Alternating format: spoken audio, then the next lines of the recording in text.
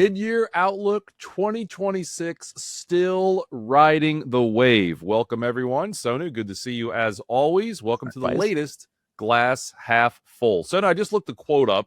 I want to get your take on it. So you were let's see, you were an engineer. Were you a physicist by chance? What were you exactly in the past life? I switched from engineering to finance because I realized I liked the math. I wasn't that great at the physics part of engineering, which is ironic for an engineer. Okay. But here I am. Well, there's a guy named Einstein, pretty famous. I think he's pretty good at this stuff. He said an object in motion stays in motion unless acted upon. I believe that's the first principle of motion, according to Einstein. We have a bull market that has a lot of momentum and a lot of inertia. We just released our mid-year outlook. Do we think stocks will keep going the second half of this year? And what exactly are our targets? Short answer, yes. We came into the year with a 12 to 15% target for the stock market. Think of that as the total return for the S&P 500. And here we are at the midway mark. We are about 10, 11%, given your day-to-day fluctuations in the market. And if we didn't change the target, you think, wait a minute, are you getting conservative now? Because for the last 6 months of the year, are you just expecting a 1 or 2 or 3% gain? Yeah. That doesn't seem right, given what you just said, momentum. You've had momentum. You can talk about, the economy holding up, the labor market, looking to maybe accelerate or maybe definitely doing better than it did this time last year or late last year. So we upped our target to 15 to 18% for the stock market. For bonds, we're pretty much in the same place. Bonds have been flat over the first 6 months of the year, but that's not entirely unexpected given we are in an inflationary growth regime. We're keeping the same target, 3 to 5% for bonds as well.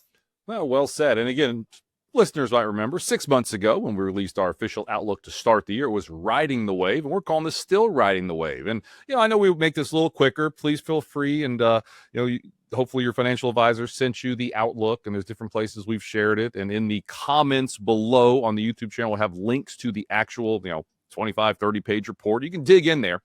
But there's a lot of waves that are happening. One of them, earnings going to be very strong. Just in the last couple of days, banks came out and said, hey, consumer solid, lending is still good. There's waves with record earnings, waves with record profit margins. We'll talk about the Fed here in a second, waves maybe on that policy or potential. The labor market's coming back. We'll dive into that. And then AI, right? Those are some of the big waves that are still in play that are going to push this economy and bull market further. Let's go with AI. That's such an important concept, Sonu. And I don't know if we can do it in a minute or two because we like to talk about it. But what are the waves with AI still out there? I think that's a big one, right? And I think everything else flows off from that, whether it's margin expansion, which drives profit growth, right?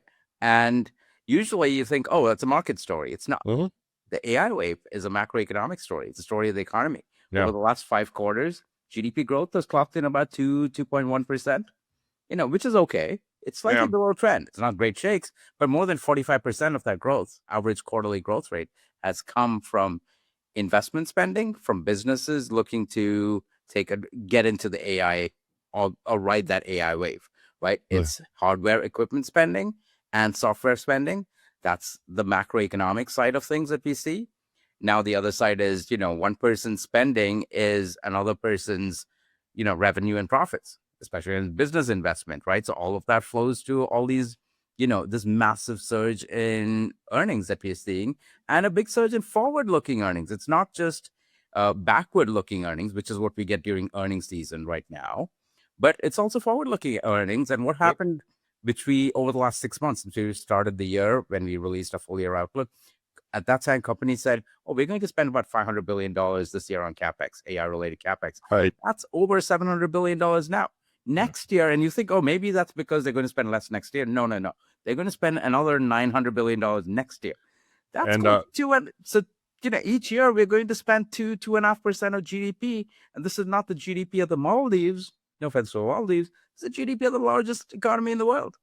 I was going to say, wait 2 or 3 weeks during earnings season, and that number you just said, 700 billion, 800 billion, it might be higher. In fact, it probably will be. Now, we can't give recommendations on this, or really, I don't even want to talk about individual equities, but there is a particular stock. We're going to play a game for a second. It has 3 letters in it. The first is I, the second is B.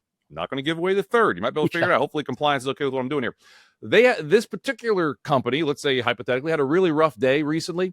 And the reason they said, because everybody's going and spending on AI, buying AI stuff, maybe not buying as much software as they once did, if you get my drift here. And that's the real world stuff. Just last week, another one, not going to mention it, a big airline, you probably have flown on it before, said, hey, we're packed. The front of the plane's doing good and the back of the plane is doing well. And we don't see any drop off in demand, and restaurants are full. All these things are laying into the consumer. So I think one place, there's two places. Let's finish it up with this. The two places I think were a little different than a lot of other people: Fed policy and the labor market. We'll start labor market, kind of finish with the Fed. The labor market's been okay, but the last couple of months it has turned a corner. We think the second half of the year, labor market's going to be a little bit stronger, maybe even a lot stronger, to be honest, which will help the consumer, maybe bring back confidence, all those things. So AI is not such a huge part of the economy. Tell me why we think the labor market's will be better second half of the year, Sonu, and maybe why a lot of other people aren't talking about it. One word: momentum. Okay. Right. Last year, I mean, that applies everywhere. Right? I mean, not just markets. Exactly. When something good gets going, for that matter, something bad too. I mean, it can build on itself.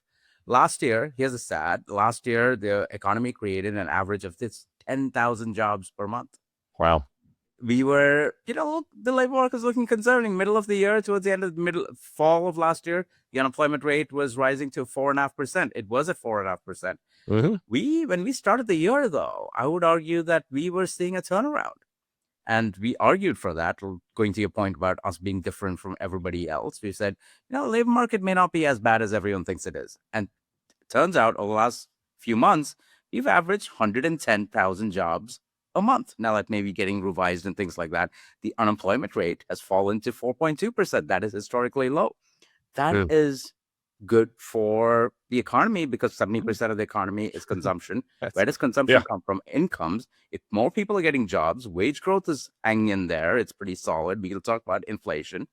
Hours worked is similar. So aggregate total overall income growth across all workers in the economy, that's resulting in, I think, nominal GDP growth, not adjusted for inflation, running close to 5 to 6% once you account for the fact that companies are falling over themselves to spend more on AI, right? So we have two things going for us now. Yeah, so AI, labor market, listen, it's not perfect out there. Housing market's still struggling, but what if interest rates start to move a little lower? That'll help housing, which is kind of the final conversation. Maybe we combine the two because they are sort of related. Inflation, the Fed policy. I'll set it up, Sonu, then turn it to you. 6 months ago when we did this and talked about outlook, the question was, how many times will the Fed cut this year? The question wasn't when will they cut, how many times? We always push back against it. We said, well, they might cut, but it's going to be a lot harder than most people expect because we're in an inflationary growth environment. That is what's played out. That's how we manage the money that we run. The way we've been talking, inflationary growth is what we expected. So we're not shocked by it, Sonu, but now it's like we pulled a 180 with a lot of places out there saying the Fed's going to hike. They said they might even hike at the July meeting, which is not that far away. I don't think maybe it's going to happen now. We've had better inflation data, but we were pushing back again. Why is it we think the Fed is probably on pause or is just going to stay pat the rest of this year when everybody else is saying they're going to hike? To be clear, look, inflation's a problem. And this is, again, how we were different from everybody else. We thought inflation was a problem 6 months ago, and this was before the Iran war. Yeah. The inflation problem is not restricted to energy or, for that matter, even tariffs. You think services inflation, excluding housing, is running pretty hard. You have AI-related bottlenecks again. Just like one person's spending is somebody else's revenue and profits. Yep. One person's margin expansion, which, by the way, has been the biggest driver of returns this year, margin expansion. Right? And you look at the math of how much this defined as gain, majority of it has come from margin expansion. But one company's margin expansion is yours and my inflation, right? Even other companies' inflation. And it's the same, it's two sides of the same coin, right? Now we've been in the camp that we are in an inflationary growth regime. That's when you see 5 to 6% nominal GDP growth. When you think about a $31 trillion economy and it's growing, then we're talking about nominal GDP growth, but that's where profits and revenues come from. That's a connection between the economy and markets, right? Because the markets care about profits. Yep. But yeah, I think the inflation picture should be, because of the inflation picture, I should say, that's why everyone's thinking, the Fed is going to hike. But we think there aren't enough votes on the Fed committee for a hike right now, especially under the new chair, Warsh, is probably in favor of probably cutting rates. I don't think you're going to see any rate cuts. We didn't think there would be rate cuts even at the start of the year, for that matter, when everyone is thinking about rate cuts. Now we think there are enough members, just a bare majority of the Fed, who think maybe this inflationary episode that we're going through is transitory. I use that word transitory again. Now, we don't think that is the case, because otherwise you wouldn't think this is inflationary growth. We think we're in a regime of inflationary growth. We have so many things: nearshoring, reshoring, that's inflationary; AI, that's inflationary. You think the labor market is better than everyone else thinks it is, that's, positive for inflation. Right. All of these things are there, right? But I think the Fed, looking through this current inflationary surge, is a tailwind for the markets, because what's happening? They're keeping rates unchanged while inflation's elevated. That's dovish policy, using a technical term there. Yeah, it's a tailwind for markets.